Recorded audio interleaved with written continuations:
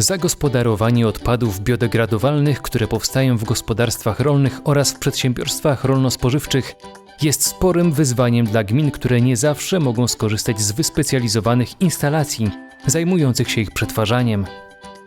Odpowiedzią na to wyzwanie są elektrociepłownie na biogaz rolniczy, potocznie zwane biogazowniami.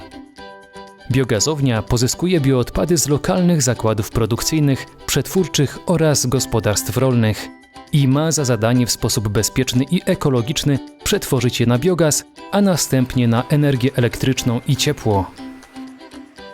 Żeby zobaczyć, jak przebiega ten proces, odwiedzamy Falknowo w województwie warmińsko-mazurskim, gdzie umiejscowiona jest biogazownia należąca do Polskiej Grupy Biogazowej. Instalacja w Falknowie została uruchomiona w czerwcu 2020 roku. Polska Grupa Biogazowa eksploatuje kilka podobnych obiektów rozmieszczonych na terenie całej Polski. Grupa jest na etapie dynamicznego rozwoju. W trakcie są budowy kolejnych biogazowni. Substraty wykorzystywane do produkcji biogazu trafiają na teren biogazowni w specjalnie przystosowanych cysternach i innych samochodach dostawczych. Surowce to m.in. kiszonka z roślin energetycznych czy odpady z przetwórstwa rolno-spożywczego. Po dostarczeniu do biogazowni substraty są magazynowane w specjalnych silosach lub w przypadku surowców płynnych w szczelnie zamkniętych zbiornikach podziemnych. Substraty stałe po zmieszaniu w odpowiedniej proporcji z substratami płynnymi są dozowane za pomocą systemu pomp do zbiorników fermentacyjnych. Objętość takich zbiorników może dochodzić nawet do 5000 m3. Zbudowane są w formie walca i przykryte gazoszczelnym zadaszeniem w kształcie kopuły. Biogaz powstaje w wyniku beztlenowej fermentacji metanowej.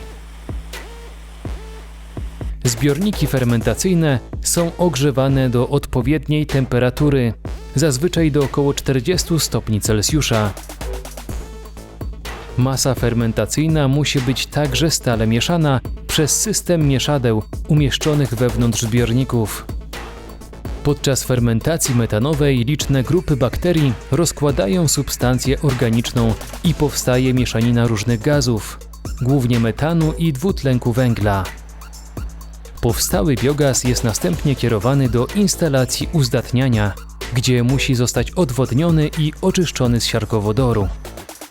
Po spaleniu w tzw. silnikach kogeneracyjnych wykorzystywany jest do produkcji energii elektrycznej i ciepła.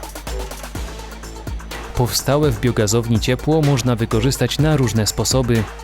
W niektórych instalacjach Polskiej Grupy Biogazowej funkcjonują suszarnie drewna, z których mogą korzystać przedsiębiorstwa z branży drzewnej. Ciepło wytwarzane na naszych instalacjach może być również przesyłane do budynków mieszkalnych, do przedsiębiorstw oraz budynków użyteczności publicznej. W przypadku Falknowa przesyłamy ciepło do ogrzewania lokalnej fabryki okien. W wyniku fermentacji powstaje także masa pofermentacyjna. Poferment charakteryzuje się wysoką zawartością składników odżywczych, dlatego może stanowić znakomity zamiennik dla nawozów sztucznych, jak i naturalnych. Sprzyja on redukcji gazów cieplarnianych, nie emituje uciążliwych zapachów, dlatego chętnie korzystają z niego lokalni rolnicy. Biogazownie stają się elementem swoistego lokalnego systemu, w ramach którego rolnicy oraz przedsiębiorcy z branży rolno-spożywczej dostarczają do biogazowni bioodpady, z których produkowane jest ciepło i energia elektryczna. Dodatkowo rolnicy otrzymują wartościowy poferment. Biogazownia wpisuje się w popularny na świecie model gospodarki obiegu zamkniętego.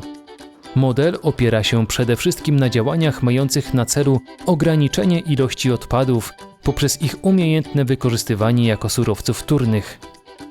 Biogazownie mogą stanowić alternatywę dla paliw kopalnych. Smog przestał być już tylko problemem dużych miast, a coraz częściej dusi także obszary wiejskie. Fabryki w Polsce. Zasubskrybuj kanał, a na pewno niczego nie przegapisz. A jeśli chcesz dowiedzieć się czegoś więcej o prezentowanej w odcinku firmie, odwiedź portal fabrykiwpolsce.pl.